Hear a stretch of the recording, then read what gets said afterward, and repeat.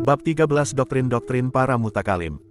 Beberapa perbedaan anggapan para mutakalim tentang Allah Subhanahu wa Ta'ala. Apakah dia bersemayam di suatu tempat tertentu yang bukan seperti layaknya suatu tempat, atau dia tidak bersemayam di suatu tempat tertentu, tetapi dia bersemayam di setiap tempat? Apakah para malaikat pembawa arsy itu membawa dirinya atau membawa arsy?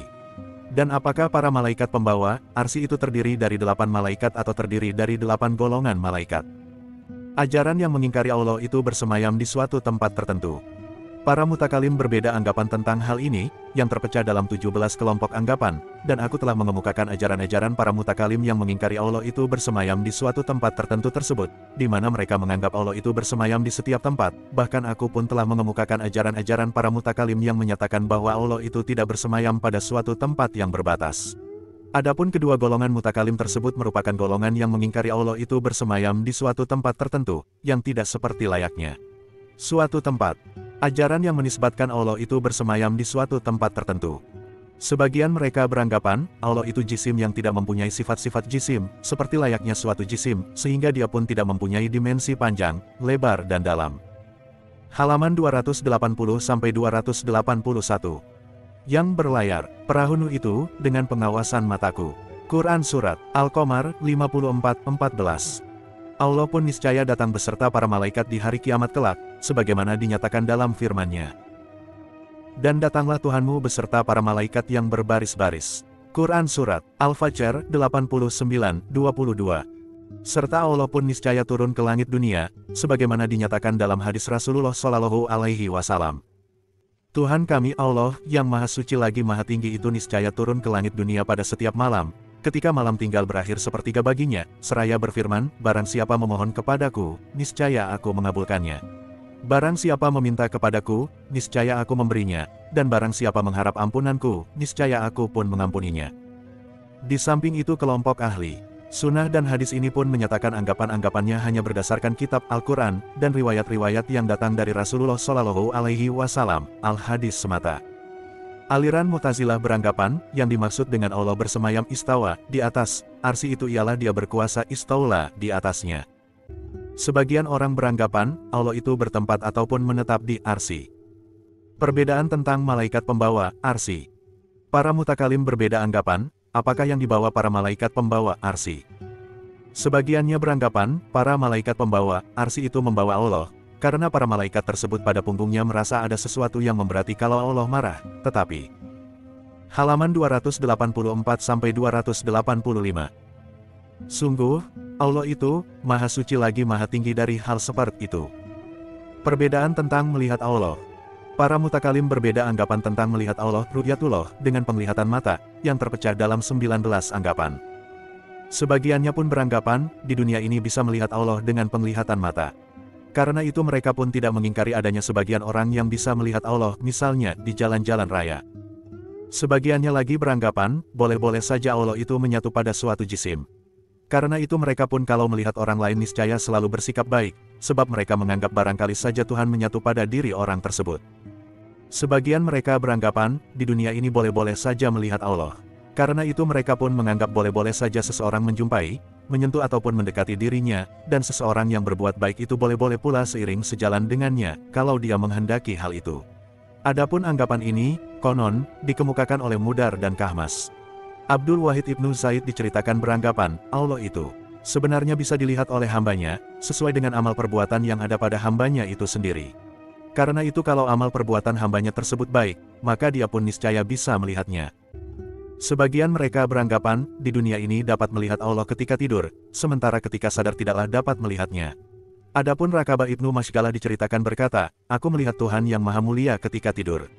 Dan hal ini seperti yang telah dialami Sulaiman Al-Tamimi, yang selama 40 tahun selalu melakukan salat fajar dengan bersuci sejak awal waktu salat Isya.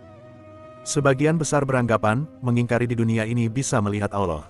Tetapi sebagiannya pun tidak menutup kemungkinan Allah itu bisa dilihat kelak di hari akhirat. Perbedaan tentang cara melihat Allah. Para mutakalim yang menganggap Allah bisa dilihat itu berbeda anggapan lagi tentang cara kaifat melihatnya. 1. Sebagiannya pun beranggapan, bisa melihat Allah itu sebagai jisim yang terbatas, yang dapat dijumpai di suatu tempat tertentu, tetapi tidak seperti layaknya suatu tempat. Zuhair Al-Atsari bertanggapan, zat Allah itu bersemayam di setiap tempat, yaitu bersemayam di atas arsinya. Bahkan mereka pun menganggap bisa melihatnya bersemayam di atas, arsinya kelak di hari akhirat, tanpa mempersoalkan bagaimana cara melihatnya itu. Perbedaan tentang melihat Allah dengan penglihatan mata. Para mutakalim berbeda anggapan, apakah Allah bisa dilihat dengan penglihatan mata atau tidak. Sebagiannya pun beranggapan, Allah bisa dilihat dengan penglihatan mata. Sebagian lainnya beranggapan, Allah tidak bisa dilihat dengan penglihatan mata. Perbedaan tentang alat untuk melihat Allah. Para mutakalim berbeda anggapan tentang alat untuk melihat Allah. Sebagiannya beranggapan, niscaya mereka bisa melihat Allah dengan penglihatan mata secara jelas dan terang. Sebagian lainnya beranggapan, niscaya mereka tidak bisa melihat Allah dengan penglihatan mata secara jelas dan terang. Sebagian lagi beranggapan, kalau bisa melihat Allah, niscaya mata pun terbelalak kepadanya. Halaman 288-289. Ataupun yang berlayar dengan pengetahuanku pula, bahkan pengertian sisi al-janbe ditakwilkan menjadi perintah al-amr, seperti dalam firman-Nya, atau di sisi Allah itu ditakwilkan menjadi ataupun dalam perintah Allah. Lalu mereka beranggapan, dirinya pun berupa Allah itu sendiri, begitupun dengan zatnya. Sementara tawil kata atau pergantungan segala sesuatu itu menurutnya mempunyai dua pengertian, yaitu ataupun yang dipertuan dan alias yang dimaksudkan. Adapun tentang Allah mempunyai wajah itu terdapat dua anggapan dalam aliran Mu'tazilah. Sebagiannya beserta Abu Al-Husail beranggapan, wajah Allah itu ialah Allah itu sendiri. Sebagian lainnya beranggapan, pengertian firman Allah, atau dan tetap kekalau wajah Tuhanmu itu sebenarnya ialah atau dan tetap kekalau Tuhanmu. Karena itu mereka tidaklah menisbatkan adanya wajah Allah tersebut selain dari hanya menyatakan Allah semata. Perbedaan tentang nama-nama dan sifat-sifat Allah. Aku telah mengemukakan anggapan para mutakalim, baik yang menyatakan bahwa Allah itu bukan selalu yang maha tahu, bukan selalu yang maha kuasa, bukan selalu yang maha mendengar dan bukan selalu yang maha melihat, maupun mereka yang menyatakan Allah itu selalu yang maha tahu, selalu yang maha kuasa dan selalu yang maha hidup.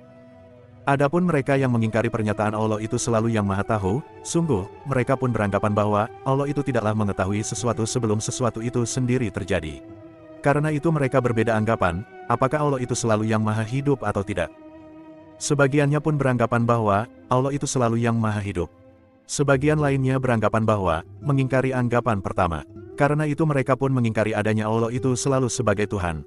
Perbedaan tentang pernyataan Allah tidaklah mengetahui sesuatu sebelum sesuatu itu sendiri terjadi. Para mutakalim yang menyatakan Allah tidaklah mengetahui sesuatu sebelum sesuatu itu sendiri terjadi pun terbagi dalam 15 anggapan. Kelompok Sakakiyah beranggapan bahwa Allah itu hanya mengetahui dirinya semata, sementara pengetahuannya itu sendiri merupakan sifat zatnya.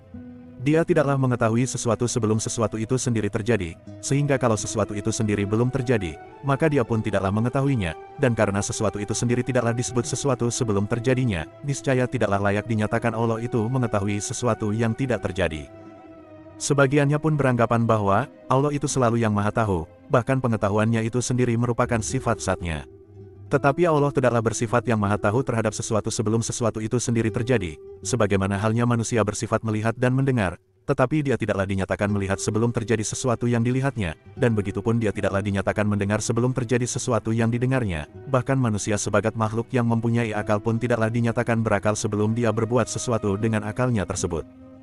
Syaitan Al-Tak beranggapan bahwa Allah itu tidaklah mengetahui sesuatu sebelum terbukti sesuatu yang dikehendakinya ataupun dikuasainya. Karena itu kalau Allah menghendaki sesuatu, maka berarti dia mengetahuinya, dan kalau Allah tidak menghendaki sesuatu, maka berarti dia tidak mengetahuinya. Bahkan menurutnya kalau Allah menghendaki sesuatu, maka dia pun niscaya bergerak, sementara gerakannya itu merupakan kehendaknya pula.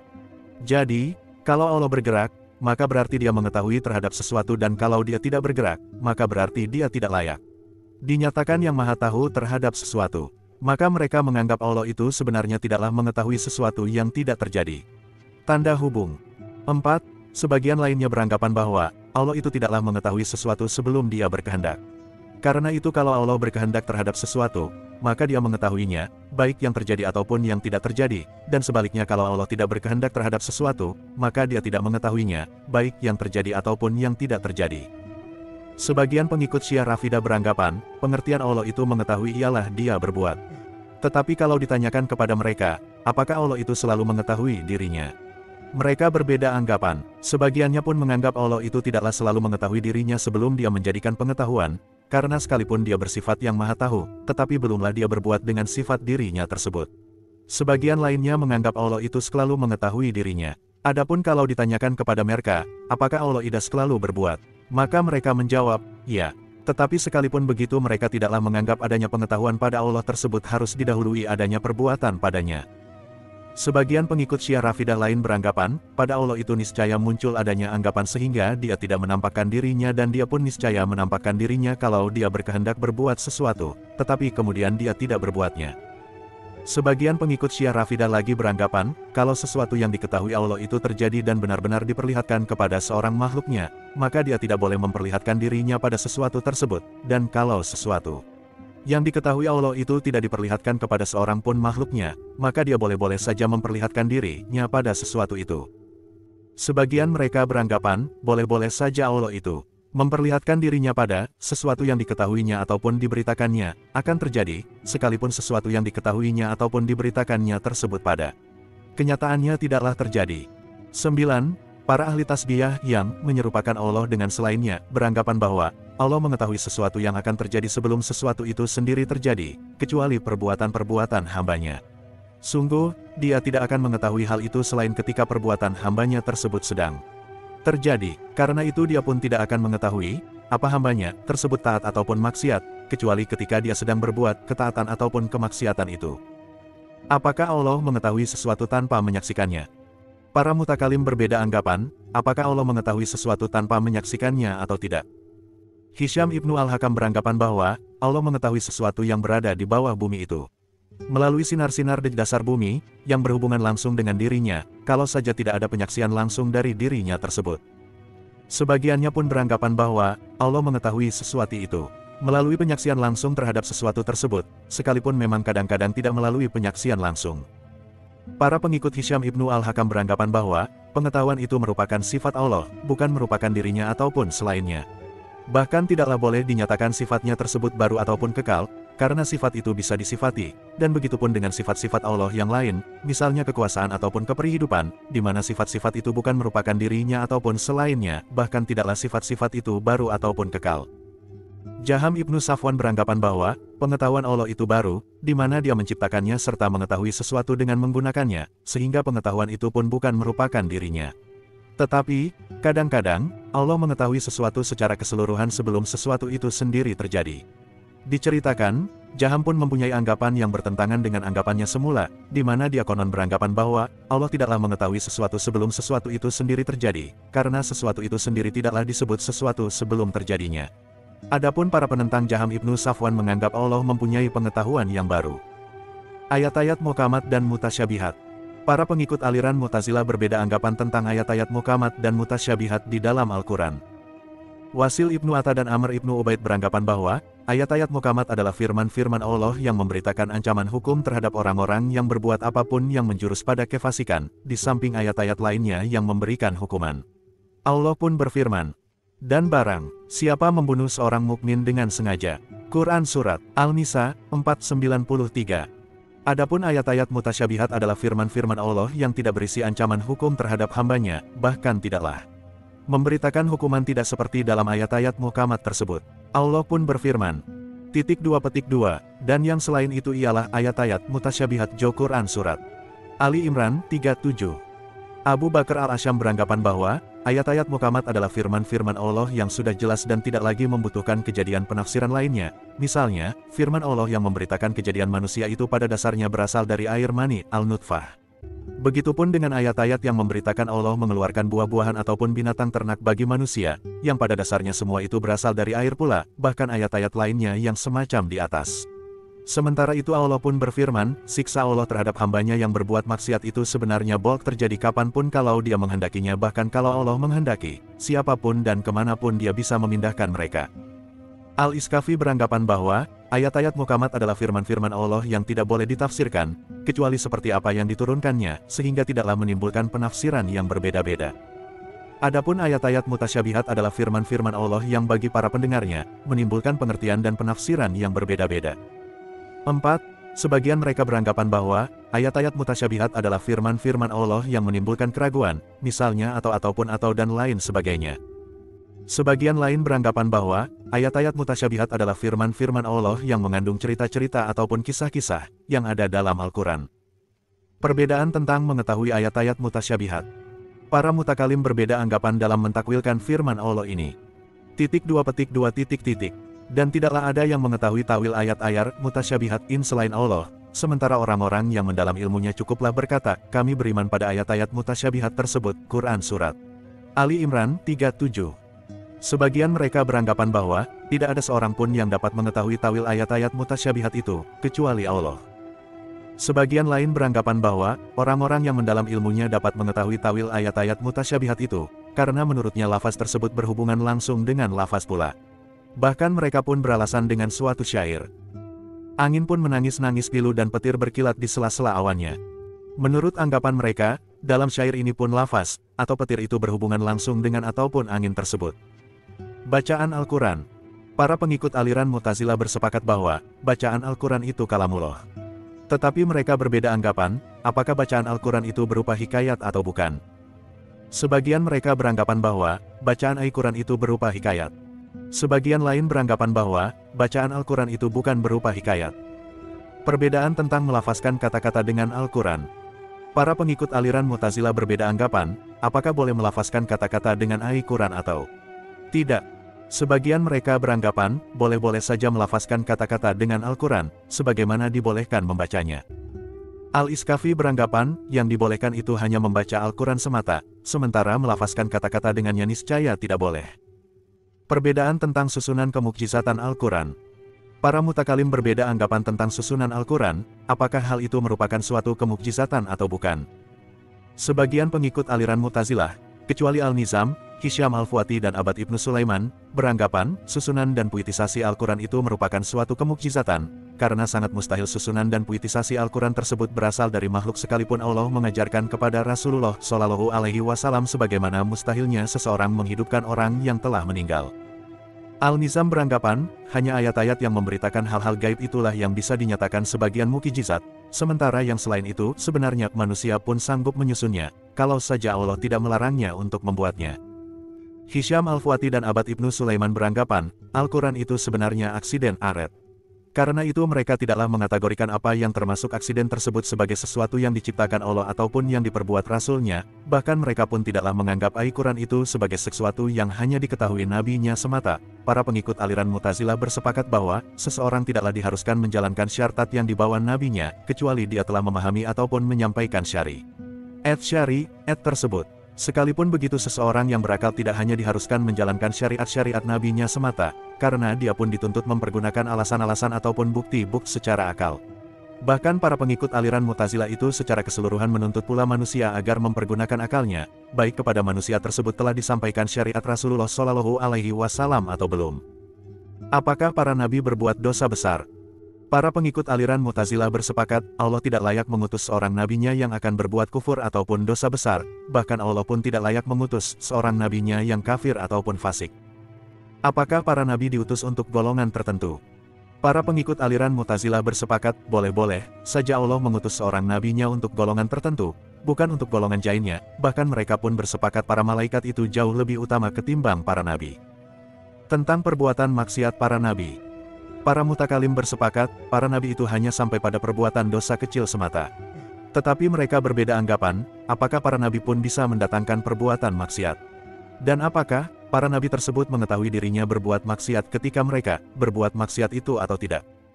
Sebagiannya pun beranggapan bahwa, para nabi itu tidaklah mengetahui dirinya berbuat maksiat ketika mereka mendatangkan kemaksiatan tersebut, karena kemaksiatan yang diperbuatnya itu tidak disengaja. Sebagian lainnya beranggapan, boleh-boleh saja para nabi itu secara sengaja berbuat kemaksiatan, karena mereka mengetahui dirinya berbuat maksiat, di mana kemaksiatan yang diperbuatnya itu hanya sampai pada kategori dosa kecil semata. Bukti-bukti aksiden. Para mutakalim berbeda anggapan tentang bukti-bukti aksiden aret dan juga perbuatan afal hambanya.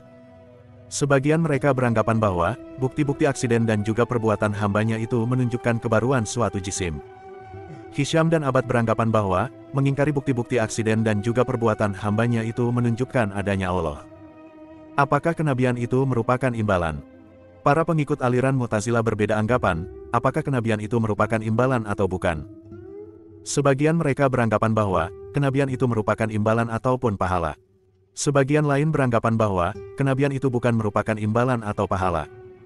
Kekuasaan Allah menciptakan kemaksiatan.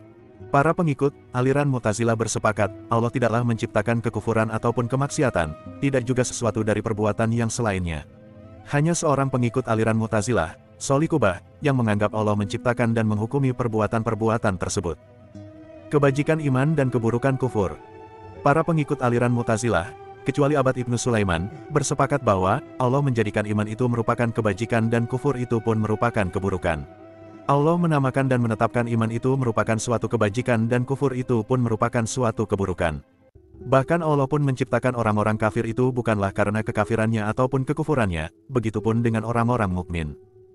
Adapun Abad Ibnu Sulaiman beranggapan, mengingkari Allah menjadikan kufur ataupun menciptakan orang kafir dan orang mukmin. Apakah manusia itu pencipta perbuatannya sendiri?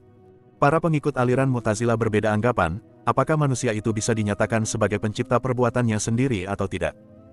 Sebagian mereka beranggapan, pengertian yang berbuat fa'il dan yang menciptakan khalik itu jelas-jelas sama, tetapi menurutnya tidaklah manusia itu layak dinyatakan sebagai pencipta. Sebagian lain beranggapan, kalau seseorang telah menciptakan sesuatu bukan dengan menggunakan alat ataupun anggota tubuhnya, maka dia pun dinyatakan sebagai pencipta, tetapi hal ini mustahil diperbuat manusia. Sebagian lagi beranggapan, pengertian pencipta itu sebenarnya yang berbuat sesuatu. Karena itu kalau seseorang telah berbuat sesuatu, maka dia pun dinyatakan sebagai pencipta, baik dia kekal ataupun baru adanya. Apakah Allah menghendaki kemaksiatan? Para pengikut aliran Mu'tazilah bersepakat bahwa Allah tidak menghendaki kemaksiatan hambanya itu.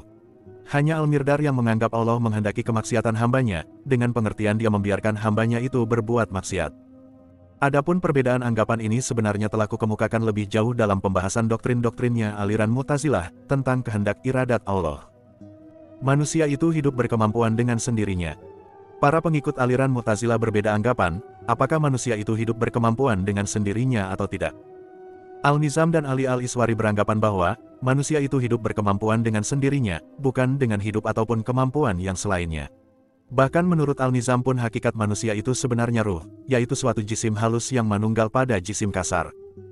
Tetapi mereka beranggapan bahwa manusia itu sebenarnya tidak boleh menjadikan adanya kemampuan pada dirinya sendiri, karena padanya itu terdapat sifat lemah, kecuali sifat tersebut hilang darinya.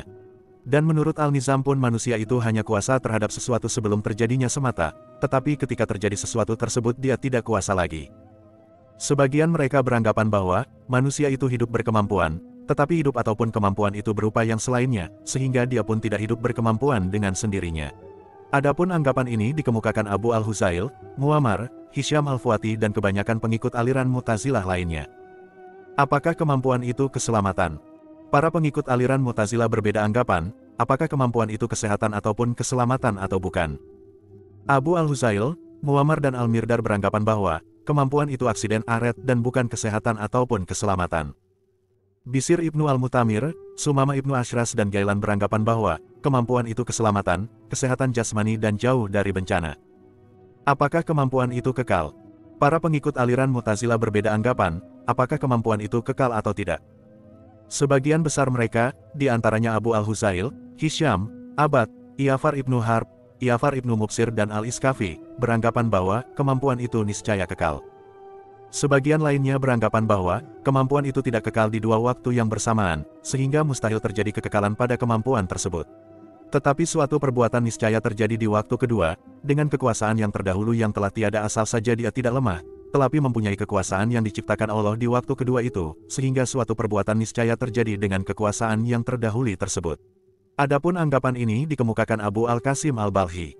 Anggapan ini sebenarnya hanya berkenaan dengan suatu perbuatan langsung semata, sementara yang berkenaan dengan suatu perbuatan dari perbuatan lain menurutnya boleh-boleh saja terjadi dengan kekuasaan ataupun sebab-sebab yang telah tiada, sehingga seseorang pun ketika terjadi perbuatan itu bagai orang mati yang lemah.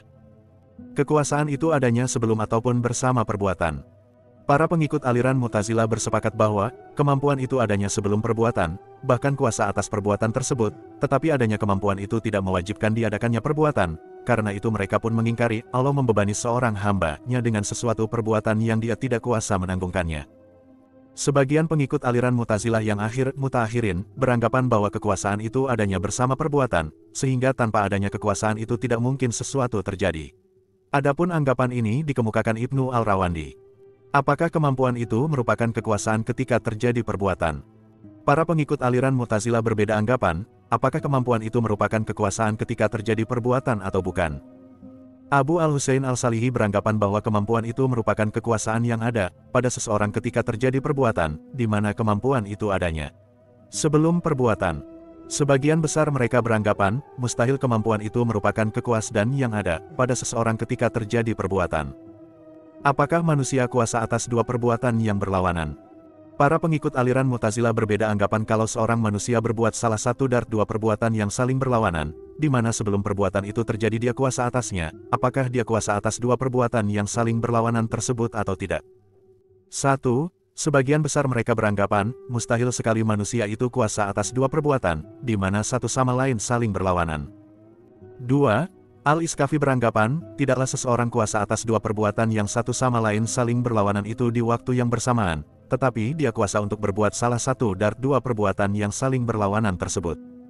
Apakah kemampuan itu lenyap di waktu kedua? Para pengikut aliran Mu'tazilah berbeda anggapan, apakah kemampuan itu lenyap di waktu kedua sehingga perbuatan manusia terhadap dirinya itu langsung diperbuatnya dengan kekuasaan yang telah tiada. Abu al-Husail beranggapan bahwa manusia itu sebelum berbuat sesuatu niscaya membutuhkan adanya kemampuan. Sekalipun begitu di waktu kedua tidak lagi membutuhkan adanya kemampuan tersebut, sehingga dia pun boleh-boleh saja dinyatakan lemah atas perbuatannya di waktu kedua itu, tetapi dia tidak boleh dinyatakan lemah atas sesuatu yang ada, karena itu perbuatannya pun dinyatakan terjadi dengan kekuasaan yang telah tiada, sehingga boleh-boleh saja adanya seseorang yang bisu itu bisa sedikit bicara. Bahkan seseorang yang meninggal pun bisa pula berbuat sesuatu dengan kemampuan yang telah tiada tersebut, sekalipun tidak mungkin adanya pengetahuan ataupun kehendak pada orang meninggal itu. Sebagian besar mereka beranggapan bahwa manusia itu sebelum ataupun ketika berbuat sesuatu niscaya membutuhkan adanya kemampuan, karena mustahil adanya perbuatan pada anggota tubuh yang lemah ataupun mati. Bahkan mustahil sekali perbuatan langsung tersebut adanya dengan kekuatan yang telah tiada, sekalipun hal ini boleh-boleh saja terjadi pada perbuatan-perbuatan yang timbul dari perbuatan lain, misalkan hilangnya atau jatuhnya batu setelah dilemparkan di mana hal ini terjadi dengan kekuasaan yang telah tiada. Adapun anggapan ini dikemukakan I'far ibnu Harb dan Al-Iskafi. Abu al-Qasim Aibalhi dan yang lainnya beranggapan bahwa perbuatan langsung itu boleh-boleh saja adanya dengan kekuatan yang telah tiada, sebab kekuasaan pun sebenarnya tidak kekal, tetapi kekuasaan itu tidak mungkin ada pada anggota tubuh yang lemah ataupun mati. Abu al-Husain al-Salihi beranggapan bahwa perbuatan itu tidak mungkin adanya dengan kekuatan yang telah tiada, sebab manusia pun membutuhkan adanya kekuatan ketika berbuat sesuatu, karena itu adanya kekuatan pun niscaya sebelum manusia berbuat sesuatu tersebut, sehingga dia pun mengingkari suatu perbuatan yang timbul dari perbuatan lain itu adanya dengan kekuatan yang telah tiada. Adapun orang-orang yang cenderung kepadanya beranggapan, manusia itu kuasa atas suatu perbuatan, baik ketika terjadinya perbuatan tersebut atau tidak. Apakah manusia itu kuasa berbuat di waktu pertama? Para pengikut aliran Mu'tazilah berbeda anggapan, anakah manusia itu dinyatakan kuasa berbuat di waktu pertama ataupun di waktu kedua? Abu al-Husail beranggapan bahwa manusia itu hanya kuasa berbuat di waktu pertama saja, sekalipun perbuatan tersebut terjadinya di waktu kedua, karena waktu pertama itu waktu yang akan berbuat yang masih berencana dan waktu kedua itu waktu yang sedang berbuat. Bisir Ibnu al-Mutamir beranggapan, tidak menyatakan manusia itu kuasa berbuat di waktu pertama ataupun di waktu kedua, tidak pula menyatakan kuasa atas perbuatan di waktu pertama ataupun di waktu kedua itu, sehingga mustahil terjadi suatu perbuatan dengan kekuasaan yang tersembunyi ataupun ketika manusia dalam keadaan lemah. Bahkan dia pun menganggap manusia sejak penciptaan semulanya dalam keadaan lemah, sehingga dia tidak kuasa berbuat, baik di waktu pertama ataupun di waktu kedua. 3. Al-Nizam dan sebagian mereka beranggapan bahwa manusia itu kuasa di waktu pertama atas perbuatan di waktu kedua. Karena itu sebelum waktu kedua terjadi kepadanya akan dinyatakan, perbuatan itu akan diperbuatnya di waktu kedua, dan menjelang waktu kedua terjadi kepadanya pun akan dinyatakan, perbuatan itu akan diperbuatnya di waktu kedua sebelum waktu kedua terjadi, yang maksudnya perbuatan itu akan diperbuat ketika waktu kedua terjadi. Sebagian lainnya beranggapan bahwa manusia itu kuasa dalam keadaan pertama atas perbuatan dalam keadaan kedua. Karena itu kalau dalam keadaan waktu kedua tersebut dia ternyata lemah, maka dia pun dinyatakan tidak kuasa berbuat atas perbuatan yang akan terjadi pada keadaan kedua itu sejak keadaan pertamanya. 5. Sebagian besar beranggapan bahwa manusia itu kuasa berbuat dalam keadaan kedua, baik dalam keadaan kuasa ataupun lemah. Bahkan perbuatan orang yang lemah pun tetap dinyatakan keluar dari suatu kekuasaan, sehingga dia tetap pula dinyatakan sebagai orang yang kuasa sekalipun dia dalam keadaan lemah sebab lemahnya itu pun hanya suatu keadaan yang berhubungan dengan syarat-syarat semata, sementara syarat seseorang yang kuasa atas perbuatannya itu ialah dia tidak lemah. Sebagian lagi beranggapan bahwa manusia itu kuasa dalam keadaan pertama atas perbuatan dalam keadaan kedua. Tetapi kalau dalam keadaan kedua itu dia lemah, maka perkataannya pun terjadi ketika dia lemah tersebut, sehingga tidaklah dia boleh dinyatakan tidak kuasa berbuat. Bahkan menurutnya lemah itu tidak boleh dinyatakan sebagai suatu kondisi yang berhubungan dengan syarat-syarat seperti yang dikemukakan di atas. Burgutz beranggapan, kalau terjadi suatu rintangan dalam keadaan kedua, maka manusia pun dinyatakan tidak kuasa berbuat, sekalipun padanya itu terdapat kemampuan dalam keadaan pertamanya. Abad Ibnu Sulaiman beranggapan bahwa manusia itu hanya kuasa berbuat di waktu kedua semata. Apakah perbuatan itu terjadi dengan kemampuan? Para pengikut aliran Mu'tazilah berbeda anggapan, apakah perbuatan itu terjadi dengan kemampuan atau tidak. Abad Ibnu Sulaiman beranggapan, tidak menyatakan telah berbuat sesuatu dengan kemampuan. Kebanyakan mereka beranggapan, menisbatkan adanya kekuasaan pada manusia, di mana perbuatan itu pun terjadi dengan kemampuan. Apakah manusia itu kuasa di waktu ketiga? Para pengikut aliran Mu'tazilah berbeda anggapan, apakah manusia itu kuasa atas sesuatu yang akan terjadi di waktu ketiga ataupun hanya di waktu kedua semata. Sebagian mereka beranggapan bahwa manusia itu hanya kuasa berbuat di waktu kedua semata, sementara atas sesuatu yang akan terjadi di waktu ketiga itu tidaklah kuasa berbuatnya.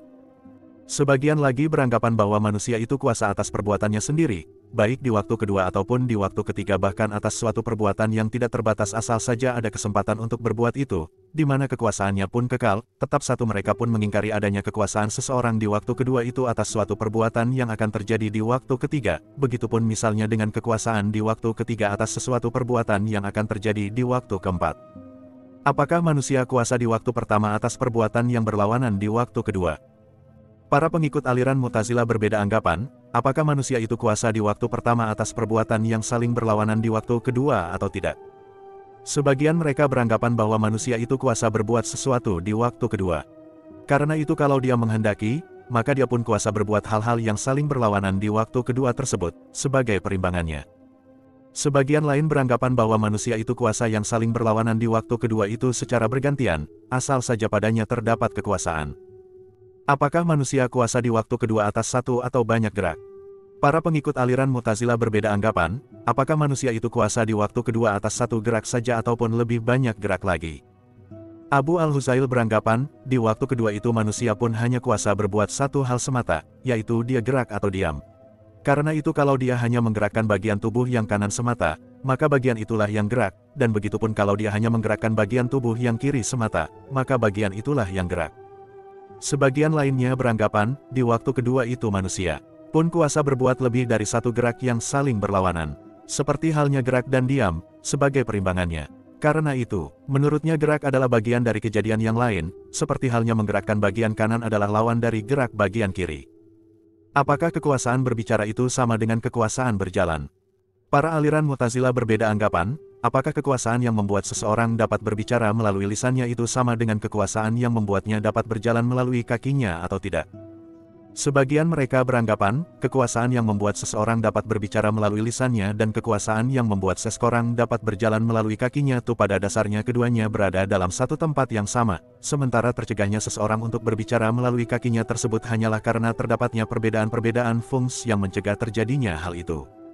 Sebagian lain beranggapan, kekuasaan yang membuat seseorang dapat berbicara melalui lisannya itu tidak sama dengan kekuasaan yang membuat seseorang dapat berjalan melalui kakinya, begitupun tempat kekuasaan yang satu dan lainnya itu pun berbeda-beda.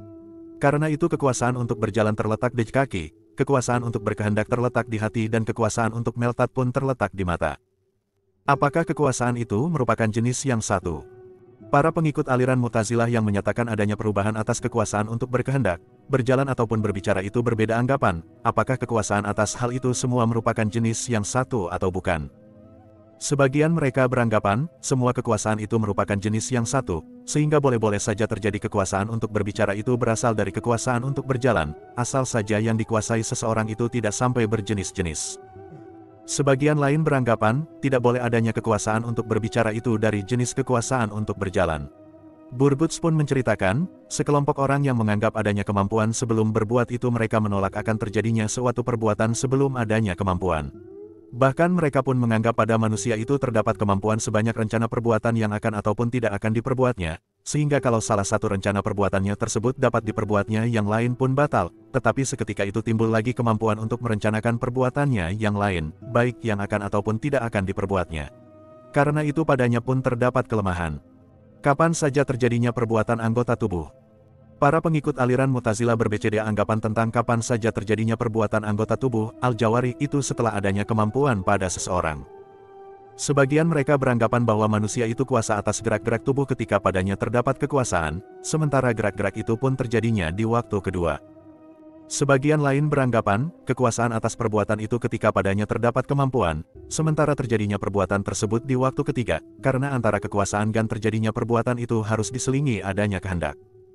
Sebagian lagi beranggapan, kekuasaan atas perbuatan itu ketika padanya terdapat kemampuan, tetapi terjadinya perbuatan tersebut di waktu keempat, karena setelah adanya kemampuan itu niscaya timbul dulu kehendak, lalu rencana gambar dari sesuatu yang akan diperbuat, baru kemudian adanya gerak-gerak perbuatan itu.